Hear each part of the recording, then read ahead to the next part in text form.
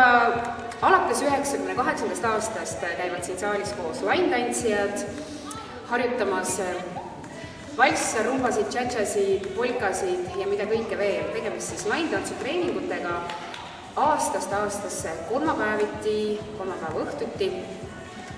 Ratastooli laintantsijad siis kella 5–6 Silver Wheelsi nime all ja tavalaintantsijad 6:30, 6:30, kõik on oodatud.